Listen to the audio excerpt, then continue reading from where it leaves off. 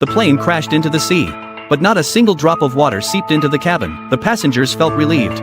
But they didn't know that the plane was now at a depth of 100 meters. It wouldn't be long before the oxygen in the cabin was depleted. What was even more terrifying was that the communication equipment had no signal. This meant that they could only wait to die. As time passed, the passengers began to feel a sense of crisis. Some of them cried in despair. Some fainted from lack of oxygen. As the situation grew increasingly dire, they had to find a way to save themselves. At that moment, the captain made a decision. He would send the receiver to the surface to send out a distress signal. Only then would they have a chance of survival. But there was enormous water pressure outside, making it extremely dangerous to carry out this operation.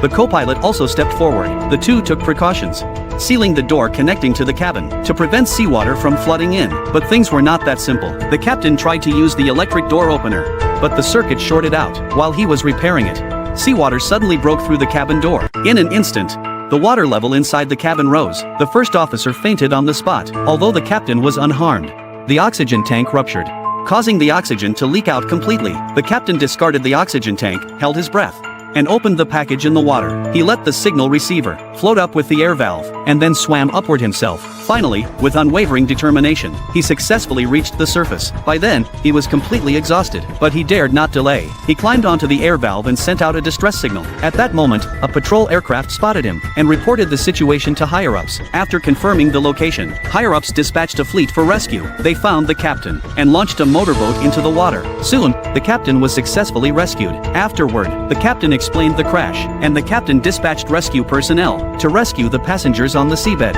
However, when the rescue team reached the seabed, they were stunned. The cabin door, under the pressure of seawater, could not be opened from the outside. Even if it could be opened, the unprotected passengers would drown. Upon seeing the rescue team, the passengers were overjoyed. They believed they were saved. However, faced with this dilemma, the rescue team was also at a loss. With no other options, they had to return. The captain was also at a loss. At this point, the passengers were already oxygen deprived, and they had little time left. The fleet held an emergency meeting. After discussion, they came up with a bold idea to salvage the plane. But how to salvage it?